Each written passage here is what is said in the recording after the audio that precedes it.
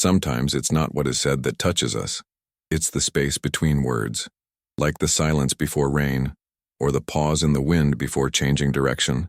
There is something in us that awakens when the sound doesn't try to convince. It just resonates. Have you ever noticed how some words pass through the body before reaching the mind? They don't ask for permission. They don't argue. They just arrive. And something inside quiets down, as if recognizing a path old. We live surrounded by voices that demand attention, opinions that compete for space, phrases that push, press, accelerate. But the spirit does not respond to force. He opens up to what is simple, to what is clean, which arrives like water running between stones. There are words that don't inform. They activate, not because they are magical, but because they don't carry excess. They don't try to explain the world. They return us to Him. When spoken, even in silence, these words seem to touch a place forgotten, an internal space where there is no defense, no rush, no need to prove anything, just presence. Maybe that's why when listening to them, the body relaxes before the thought understands. Breathing slows down, the look softens, and for a moment, the mind stops fighting. In this video, we will not talk to convince. We will speak to remember, to open subtle portals of listening, those that do not go through reason, but through feeling, words that don't want to be understood, just welcomed. If you feel like there is something invisible guiding your days, if even amid the noise of the world, there is in you a call for silence, clarity, and reverence, so remain here, breathe, listen with your body, and let some old words do what they always did. Do not dominate the mind, but invite her to rest, because maybe, deep down, you never stopped listening. There is something curious about words that really reach us. They do not enter through the door of logic. They go through gaps. It's like walking through a forest in silence. You're not trying to understand every tree, every sound, every movement of the air. Still, something in you adjusts. The body recognizes the rhythm. The mind slows down effortlessly, and suddenly, you are there. Some words work like this. They don't explain, they agree. They don't ask for analysis, and they ask for listening. When a word is born from excess, it weighs. It carries too much intention, too much will, too much ego. The mind realizes this and closes, like a door that creaks when forced. But when the word is born from silence, it doesn't push. She invites. Imagine the sound of water running through an ancient riverbed. She doesn't argue with the stone. Don't try to convince her to get out of the way. She just passes, and over time transforms everything it touches. The word that activates true listening is like this. She doesn't want to dominate her thoughts. It bypasses defenses. It trickles down the edges of consciousness until it reaches a deeper point, where there is no arguments, just perception. Therefore, it is often not the meaning that matters. It's the tone, the rhythm, the space that the word leaves around itself. The spirit does not understand concepts as the mind does. It recognizes atmospheres. He feels when something is pure, when there are no ulterior motives hidden in the sound. In modern life, we are trained to listen to respond, to agree or disagree, to protect us, to affirm ourselves. We almost never listen to receive. And when everything becomes noise, even the most beautiful words lose strength. They become just another stimulus competing for attention. But there are words that don't compete. They wait. They wait for the moment when the mind gets tired of fighting, the moment the body sighs, the second when something in us says, enough is enough. It is in this space that the word portal reveals itself, not as an external sound, but as an internal echo. It doesn't impose itself. It awakens something that was already there. Maybe that's why certain old words still resonate so deeply. They were not created to convince crowds. They were shaped to follow the wind, the cycle of seasons, the rising and falling of things. When spoken, even in thought, they create a field, an internal environment where the mind doesn't need to race, where the heart doesn't need to defend itself, where silence is not empty, but a living presence. Along this path, you will realize that it is not about learning new words. It's about remembering how to listen, how to allow sound to pass through without resistance, how to let the simple do the work that effort could never do. And perhaps, without realizing it, you are already starting to listen differently. There is an ancient perception that runs through time like an invisible thread. The sound is not empty. He carries presence.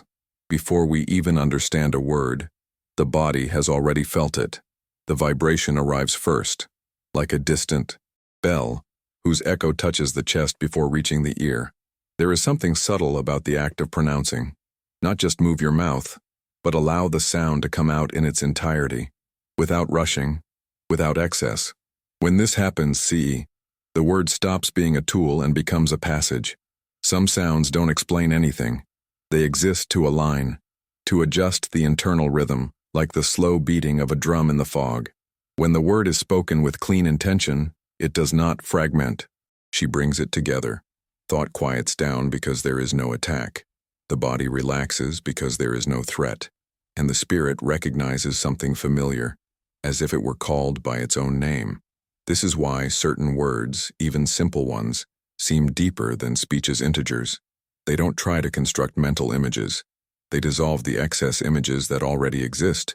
In the modern mind, used to analyzing everything, this sounds strange. We have been taught to trust only what can be explained. But what really transforms us almost never goes through explanation. The sound acts like the breeze between the leaves. You don't see her, but you know when it passes. There are words that, when spoken in silence, reorganize breathing. Others cause the body to straighten gently, as if something invisible were being honored. Not because someone told you to, but because something inside recognized the correct posture. This recognition does not come from effort. It arises when the mind stops resisting, when there is no attempt to understand, just permission to feel. The true strength of sound lies in what it doesn't carry. There is no urgency. There is no imposition. There is no desire to convince. The clean sound passes through because it is not heavy, like clear water which reveals the bottom without having to force anything. When a word is born from this place, it takes up no space. It creates space, an interval where thought does not need to defend itself, where attention rests for the first time in a long time. Maybe that's why when we hear certain words we feel like closing our eyes, not to escape the world, but to enter it in another way. Along this path you will realize that it is not about memorizing sounds or repeating formulas. It's about listening to what happens after the sound dissipates, the silence that remains, the presence that remains, because it is in that space, right after the word disappears, that the spirit finally speaks. There are words that were not meant to explain the world. They were made to reconcile. When spoken, even if only inside, something in the mind lets its guard down, not because he was convinced, but because he did not feel threatened. These words do not demand attention. They do not compete with thoughts. They arrive like morning light streaming through an open window. No effort, no announcement, no shock. One of them is the word that points to purity, not rigid, moral, or perfect purity, but the purity of what has not yet been touched by excess, like water before it receives a name. When that word is felt, the mind stops accumulating. She remembers that she can be clear again. There is also the word that suggests presence. It does not summon the future, nor does it revive the past. It simply anchors. Upon hearing it, the body returns to the now effortlessly, as if it had always been there, just distracted. Another word walks silently alongside the idea of path. It does not promise arrival, does not offer shortcuts. She just remembers that each step is part of the journey. The mind, used to running, relaxes when it realizes that it doesn't need to win anything. There is also the word that evokes reverence. She does not demand submission. She inspires care. When we touch it, something in us gently straightens, like someone entering an ancient forest and, without knowing why, speaking more quietly. These words don't work because they carry intellectual meaning. They work because they don't carry weight. They don't try to impose themselves. They do not ask for agreement. The human mind defends itself against what is excessive. What do you want to convince? Then pushes conclusions. But she surrenders to what is simple, broad, and silent. It's like trying to hold water with your hands closed. The more force, the more it escapes. But when the palm opens, the water rests there for a moment, no conflict. These words do the same. They do not compete for space with thoughts. They create a space where thoughts lose their urgency. Maybe that's why when we hear them we feel less inclined to respond. No debate arises. No argument arises. A pause appears. And in that pause, something happens. Breathing adjusts. The body lets go. The internal gaze softens. If this idea resonates with you, if upon hearing these words something inside already started to slow down, it's a sign that it's not about learning something new, but to remember something old. These words do not want to be repeated mechanically. They want to be inhabited, felt in the rhythm of breathing, welcomed without expectation, because their true effect is not in the sound itself, but in the silence they leave after. It is in this silence that the mind, finally disarmed, becomes capable of truly listening. The human mind does not rest when it is pressured. She rests when she is welcomed. From the outside, it seems paradoxical. We were taught to believe that the more stimulation, the more attention. The eye, more intensity, the more impact. But inside, it works differently. The mind defends itself from excess. It creates layers, filters, automatic responses. You learn to listen just to survive the volume of the world. And in the process, you lose the ability to truly listen. The simple passes through because it does not threaten. It does not require immediate reaction. Does not ask for positioning. It doesn't force an identity. It's like walking along a calm river. There is nothing to win. Nothing to prove. The body enters the rhythm of the water without realizing it. When something is simple, the mind doesn't need to spend energy protecting itself. She doesn't need to compare, classify, or respond. She just allows it. That's why soft words, natural images, and well-placed silences have so much power. They do not activate surveillance, activate presence. The modern mind lives on constant alert. Even when the body is still, thoughts run, and everything that runs gets tired. But when something comes along that doesn't compete for attention, something that neither convinces nor captures, the mind sighs, like someone who, after a long time, realizes they can sit down. Simple does not mean shallow. It means direct. No deviations. Noiseless. Water does not need to announce its depth. It just flows. And whoever approaches feels it. Likewise, what is simple does not try to appear important. He is. And that's enough. When the mind encounters this kind of contact, something changes. Thinking slows down because there is no urgency. The imagination calms down because there is no excess of images. The body regulates itself because there is no implied threat. It is in this state that true listening happens. Not the one that collects information, but the one that transforms the internal climate. Simple acts as a path of least resistance. He does not face the mind. He passes around her. Just as the river doesn't try to break the stone, but it goes around it, the simple bypasses mental defenses and reaches the center. And when it arrives, it doesn't make any noise. The mind does not immediately notice that something has changed, but the body knows. The breath knows. Silence knows. Maybe that's why, when you hear something truly simple, we don't feel like talking right away. We feel like staying in that internal space where nothing needs to be resolved, where nothing is missing, where, for the first time in a long time, the mind does not need to make effort to exist, and in that silent rest, something essential begins to reorganize itself. Listening is not a passive act. It is a gesture of silent courage. Most of the time, we confuse listening with waiting our turn to speak, or with filtering what we hear to defend what we already think. But true listening begins when the mind gives up control.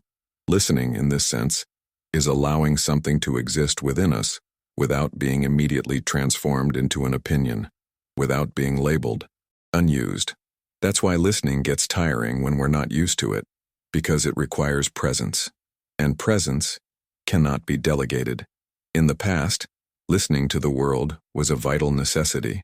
The sound of the wind warned of change. The silence of the forest indicated danger. The rhythm of the water taught when to advance and when to wait.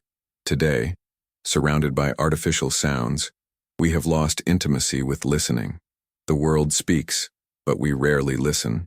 And little by little, we stop listening. To ourselves as well. The body talks all the time, in the tension of the shoulders, in the tightness of the chest, in the tiredness that doesn't go away with sleep. But we learn to ignore these signs, as if listening were weakness. Listening requires pausing, and the pause scares a mind trained to produce, respond, and decide. But when we listen without the intention of correcting, something opens up. Not outside, inside. Breathing becomes a guide. Silence stops being uncomfortable, and attention begins to rest on what is simple: the distant sound, the rhythm of the body, the space between one thought and another. In this space, there is no rush. There is no urgency. There is no need to get anywhere. Listening like this doesn't solve problems, but it dissolves the rigidity with which we carry them. When we listen to the world without wanting to dominate it, it appears different, less hostile, less demanding, more alive. The same happens when we listen to ourselves, not to fix us, but to recognize us. The forgotten practice of listening does not require complex rituals. It starts with something simple. Stop interfering. Stop completing sentences mentally. Stop anticipating answers. Stop fighting for space with what is presented. Deep listening doesn't want results. She wants contact. And when contact happens, something essential reorganizes itself. Effortless. No method. It is in this state that the right word arises, not to be said, but to be felt, because listening is allowing the invisible to find space to breathe within us. We reach the end of this path not as someone who concludes something, but as someone who returns to the point of origin with new eyes.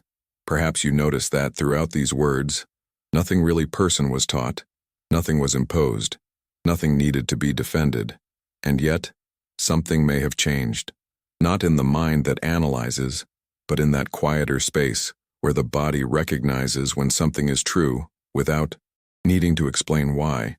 The words we traverse here were not external braces. They did not open doors that were closed. They just remembered that some were never locked.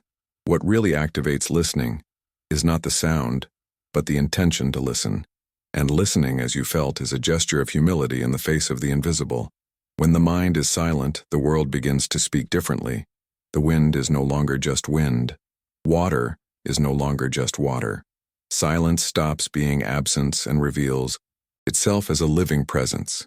Maybe after this video you start to notice small breaks in the day, times when there is no desire to respond immediately, moments when the body just asks for breath.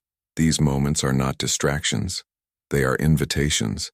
Invitations to walk with less internal noise, to choose words more carefully, to hear what is behind what is said, in yourself and in others. You don't have to change your entire life. There is no need to abandon the world. Just remember that there is a silent center where you can return whenever the excess weighs down. Words that disarm the mind do not want to be used as tools. They want to be treated as companions on the path, those who walk beside you without demanding anything. If you allow, they will continue to echo after this video ends, not as phrases, but as a sensation. And when the noise comes back, because it always comes back, you might remember that there is a place in you that you don't need to fight. If this path touched something true inside you, if you feel that this silent listening is needed in today's world, sign up and continue walking with us along the path of the soul. Here, we are not looking for quick answers. We seek presence, and we let the invisible do what it always knew how to do: guide without pushing, teach without words, follow without imposing.